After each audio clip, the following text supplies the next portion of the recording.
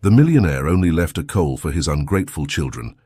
In the heart of West Virginia, on a sprawling estate near Charleston, elderly billionaire George Winchester gazed out the window of his study, contemplating the decision that would change his children's lives forever. At 75, George felt it was time to teach his three children, Richard, Melissa, and Colin, a life lesson. Raised in luxury and abundance, the three siblings had never known hardship. Richard, the eldest at 35, was known for his extravagant parties and tumultuous relationships with celebrity women. Melissa, 32, frittered away time and money in luxury boutiques across Europe, dreaming of a modeling career despite her questionable talent. Colin, the family's youngest at 28, was addicted to gambling and already had enormous debts to casinos. George sighed deeply, remembering his own childhood of deprivation and the hard work that brought him to the top of the financial pyramid. The decision he'd made was drastic but necessary. He called his lawyer, Mr. Thompson, and dictated the final changes to his will. "Are you sure about this, George?" asked the lawyer, looking incredulously at the document. "More sure than ever, Victor," George replied, his eyes twinkling. "It's time my children learned the value of work and family." That same day, George convened a family meeting. Richard arrived first, enveloped in expensive cologne and wearing sunglasses indoors despite the cloudy weather. Melissa appeared a little later, dragging her feet in high heels and constantly checking her phone. Colin was last, with deep circles under his eyes and shaking hands, a sign he'd spent all night at the casino. "My children," George began, looking each of them in the eye, "I've made an important decision regarding your future and the future of this estate." The three siblings looked at each other in confusion, unaccustomed to seeing such a serious expression on their father's face. "Starting tomorrow," George continued, "you'll be living and working here on the farm. You'll learn to earn your living through honest work." Protests were not long in coming. Richard jumped to his feet, gesticulating angrily. "But Dad, I have a life in New York. I can't stay here in the country." Melissa began to cry, mascara running down her cheeks. "What about my modeling career? I can't just disappear." Colin, pale-faced, mumbled, I have some debts to settle in the city. I can't leave like this." George raised his hand, calling for silence. "My decision is final. You'll live and work here for 1 year. At the end of this period, I'll reveal your true inheritance to you." His children were struck dumb with amazement. None of them could imagine life without the luxury they were accustomed to. But something in their father's gaze told them that this time there was no turning back. That same evening, a young woman named Emily Foster arrived at the Winchester estate. At 25, Emily had the sad eyes of someone who had seen too much for her age.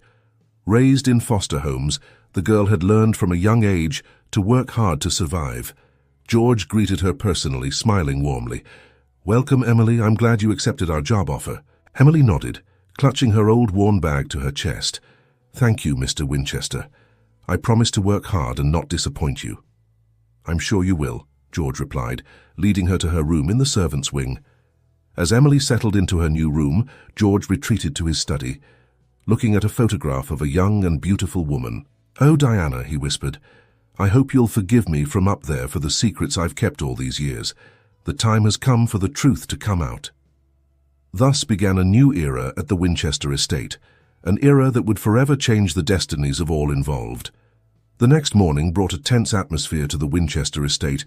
Richard, Melissa, and Colin woke up early, still bewildered and angry about their father's decision. When they came down for breakfast, they were surprised to find the table empty, without the usual delicacies prepared by the family's personal chef. "What the hell is going on here?" Richard exploded, slumping into a chair. "Where's the food? Where's the staff?"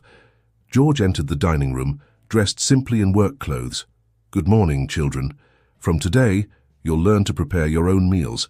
The chef and the rest of the staff have been sent on vacation for the next year." Melissa burst into tears. "But Dad, I don't know how to cook. How will we survive?" "You'll learn," George replied calmly. "Emily will help you get used to the household and farm chores." As if on cue, Emily entered the room, greeting everyone timidly. Richard looked her up and down, evaluating her with a critical eye. "And who is she?" "Your new favorite, Dad."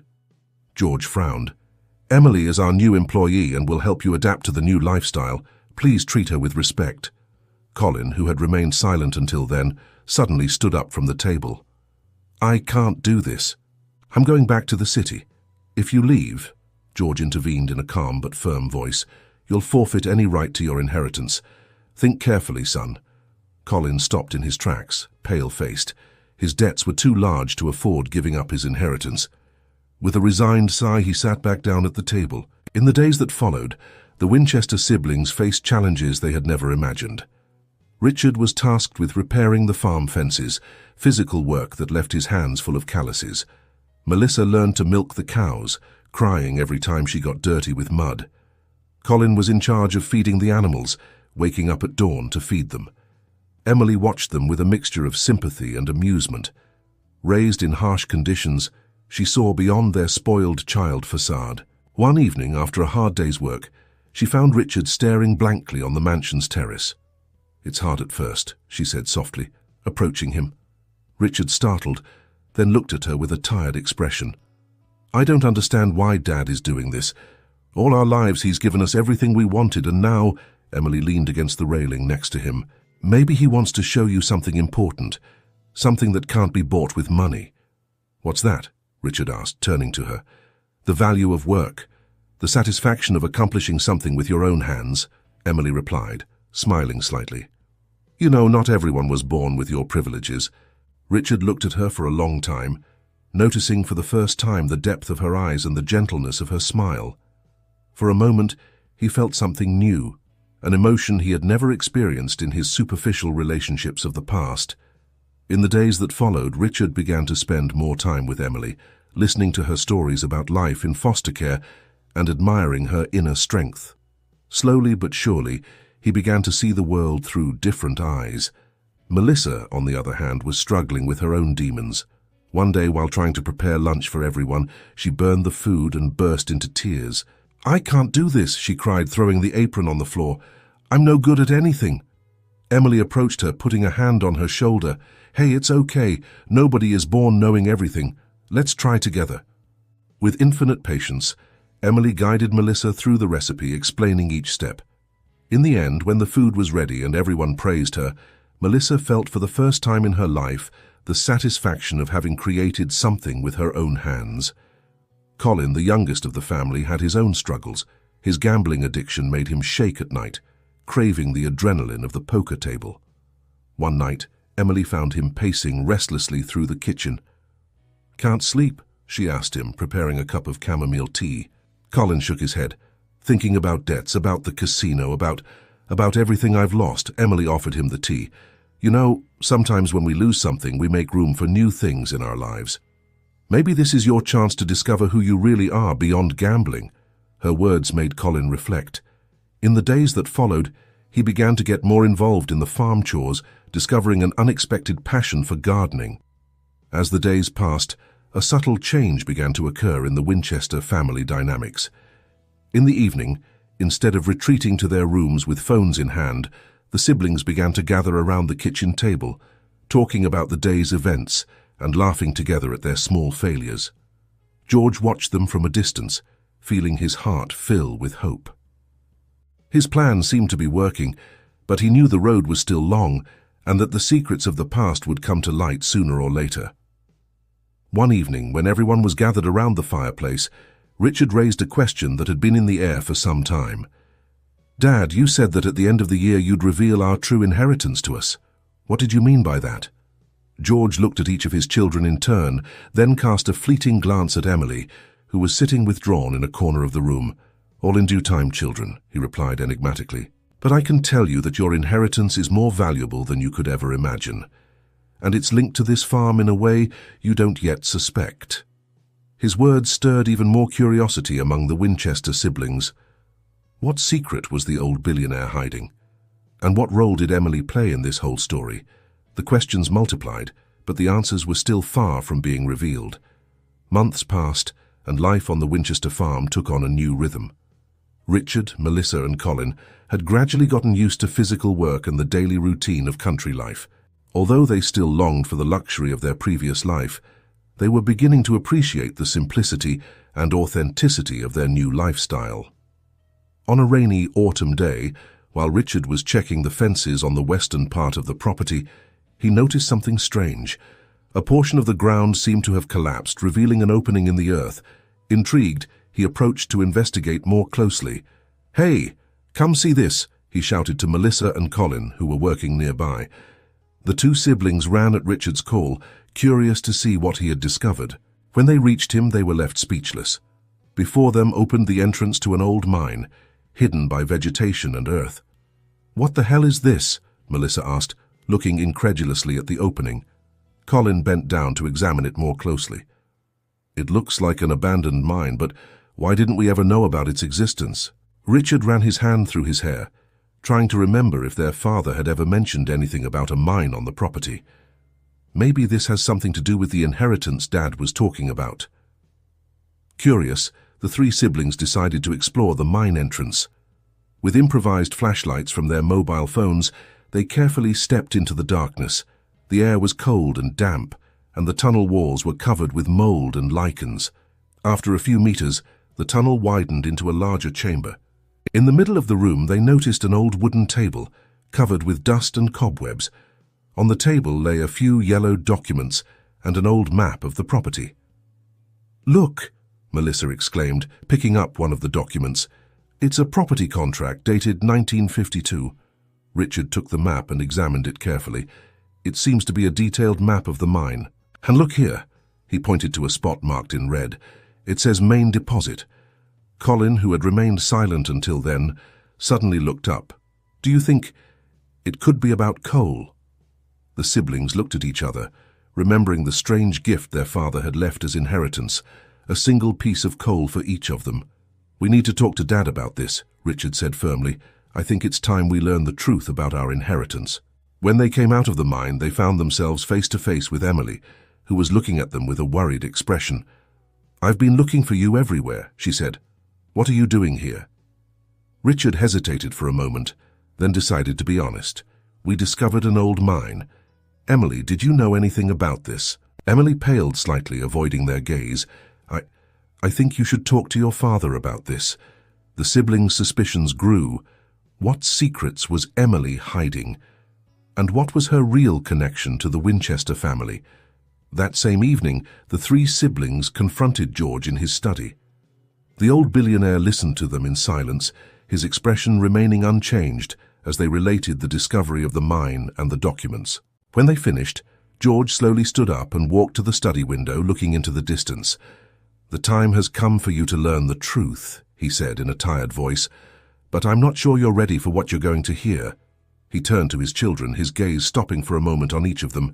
"The mine you discovered belonged to your grandfather. It was the source of our initial wealth. But there are secrets related to it.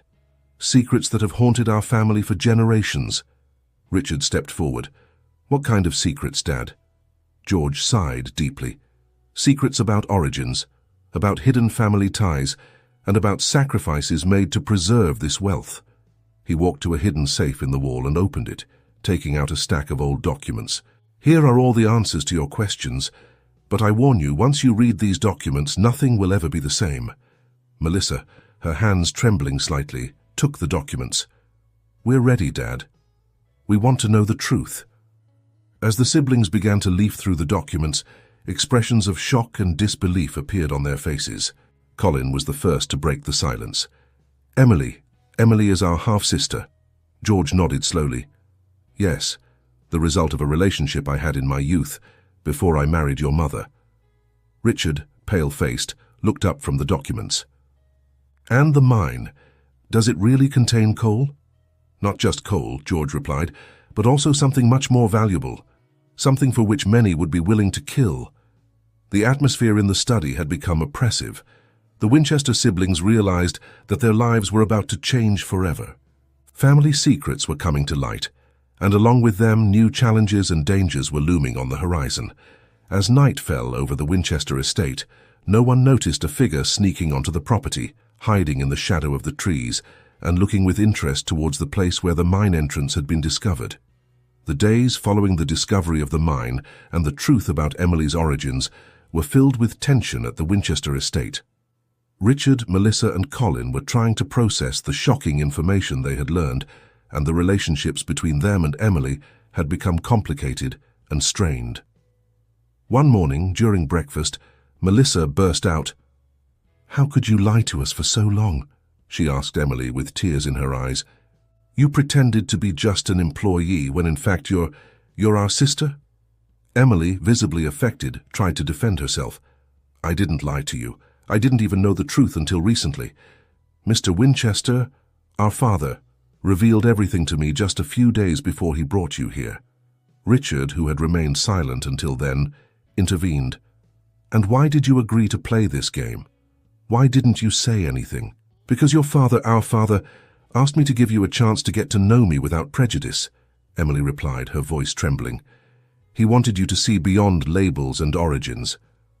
Colin, who seemed the most affected by the revelations, suddenly stood up from the table.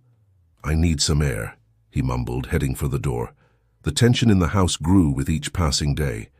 The Winchester siblings oscillated between anger, confusion, and a growing desire to learn more about their family's past. George, observing the conflicts, decided it was time to reveal more details about their inheritance. One evening, he called them all to his study, including Emily. With a grave expression, he began to tell them, "The mine you discovered hides more than coal. In its depths lies a rare deposit of black diamonds, some of the most valuable precious stones in the world." Amazement could be read on everyone's faces. "But this discovery came at a price," George continued. "Your grandfather had to make difficult choices to keep the secret and protect the family. Choices that have marked us all."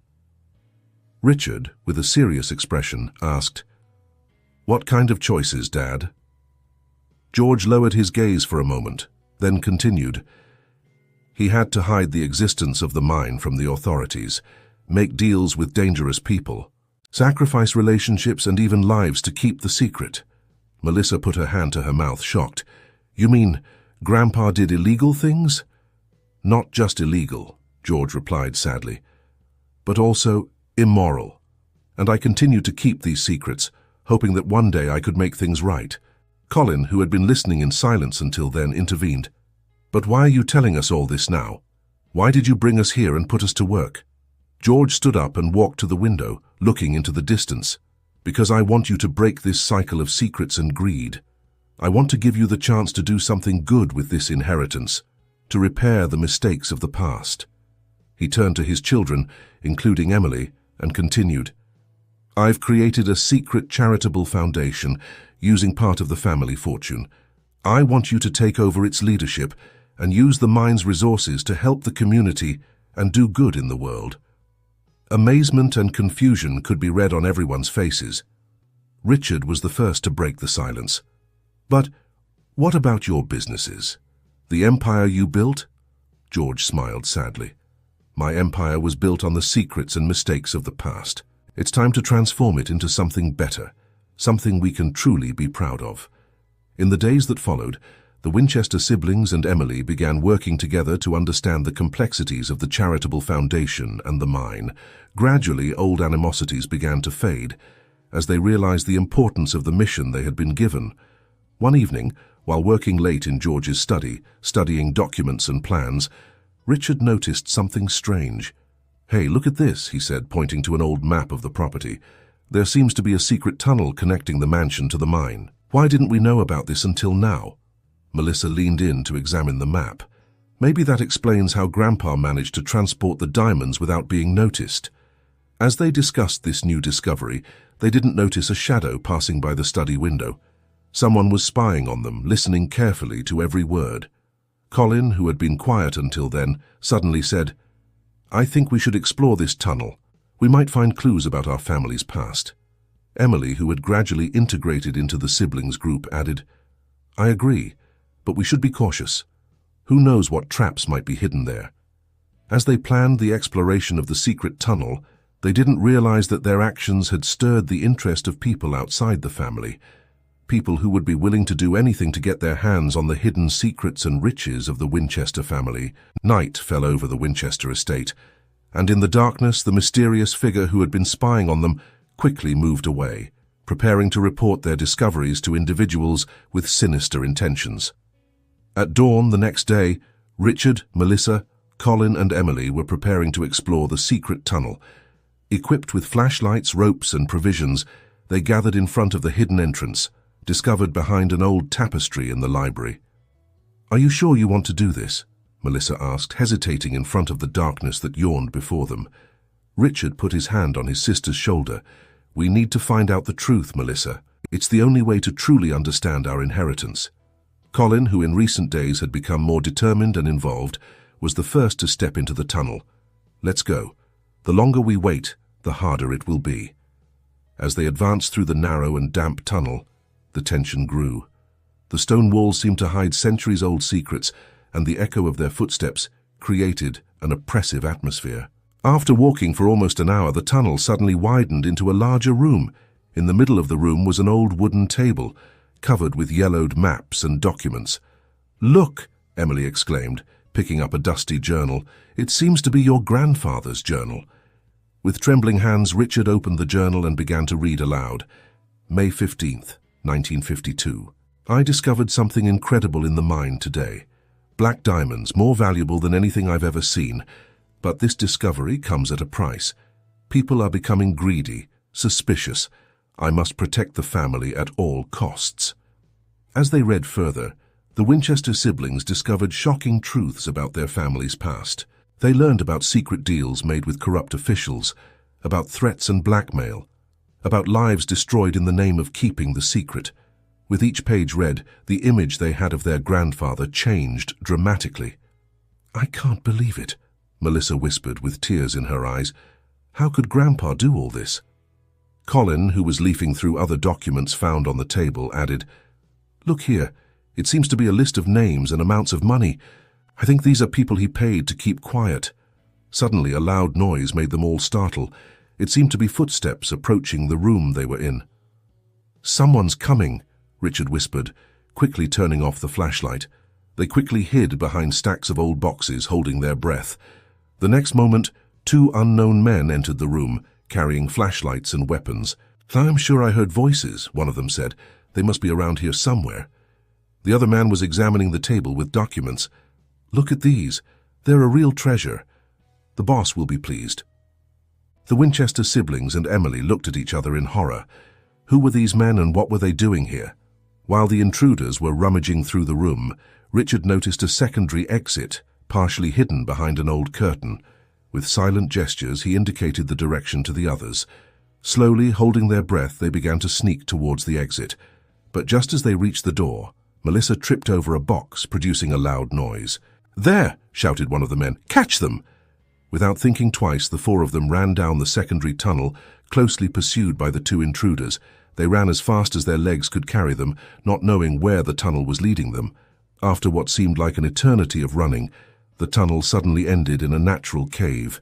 The weak light penetrating through cracks revealed an amazing sight. The cave walls were dotted with glittering veins of black diamonds. "Incredible," Colin murmured, touching the walls with reverence. But they had no time to admire the view. The sound of their pursuers' footsteps was getting closer.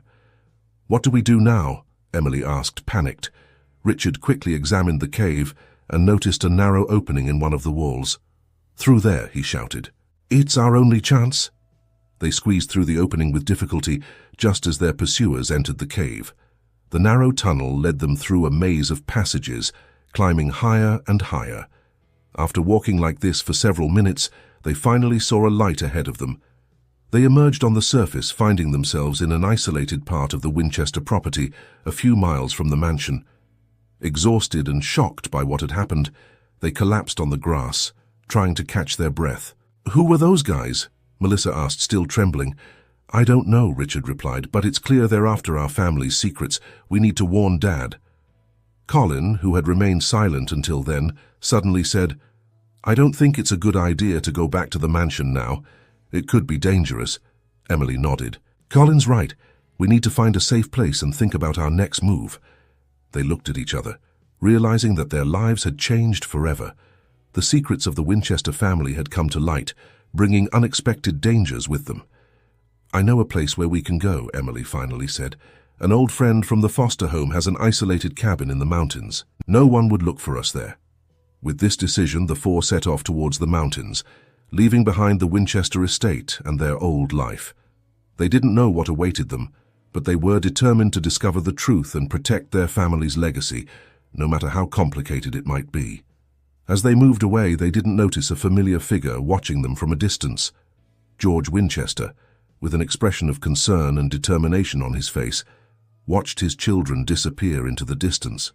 He knew that the moment of truth was approaching and that he had to do everything in his power to protect them and rectify the mistakes of the past.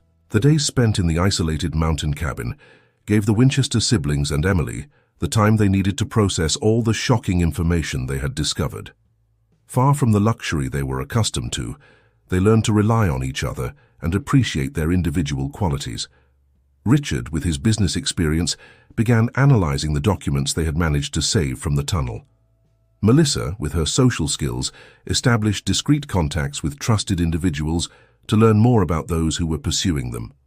Colin, surprising everyone, discovered an unexpected talent for strategy and planning. And Emily, with her modest background and life experience, offered a valuable perspective on how they could use the family's resources to truly help the community. One evening, as they sat around the fire, Richard broke the silence. "I think I've discovered something important," he said, holding up a document. "It seems to be a detailed plan of the charitable foundation Dad told us about. It's much more extensive and better organized than we could have imagined." Melissa leaned in to examine the document. "Look here," she pointed to a section. "It seems the foundation has secretly funded dozens of community projects in recent years. Schools, hospitals, youth centers." "So Dad was really trying to do good," Colin murmured, amazed, "to repair the mistakes of the past." Emily, who had been listening silently until then, added, "Maybe that's the true legacy he wanted to leave us. Not the diamonds or wealth, but the chance to make a real difference in the world." These realizations brought a new perspective to their situation. It was no longer just about protecting a family secret or hidden wealth. It was about continuing a noble mission secretly begun by their father. In the days that followed, they began working together to develop a plan. Using Melissa's connections, Richard's business skills, Colin's strategic thinking, and Emily's deep understanding of community needs, they laid the groundwork for a strategy to take control of the foundation and expand it. But they knew it wouldn't be easy. Those who were pursuing them, drawn by the promise of black diamonds and Winchester family secrets, still posed a serious threat. One morning, as they were preparing to leave the cabin and return to the mansion to implement their plan, they heard the sound of a helicopter approaching. "Do you think they've found us?" Melissa asked, panicked. But when the helicopter landed in a nearby clearing, they were surprised to see George Winchester descending from it. They ran to meet him, their emotions a mix of relief, joy, and confusion. "Dad!" Richard shouted. "How did you find us?" George smiled tiredly. "I've been tracking you from a distance the whole time. I wanted to give you the space you needed to discover the truth and grow closer, but when I learned you were in danger, I knew it was time to intervene." He then told them how he had managed to identify and neutralize the group that was pursuing them, using his connections and resources. "But now," he continued, looking at each of his children, including Emily, "it's time to finish what we started, to transform the Winchester legacy into something we can truly be proud of." In the weeks and months that followed, the Winchester family worked tirelessly to implement their plan. They took official control of the charitable foundation, expanding it and making it more transparent. They used the resources from the Black Diamond Mine to fund major community development projects, transforming their small town into a model of progress and social innovation. Richard used his business skills to manage the financial side, ensuring that funds were used efficiently and transparently.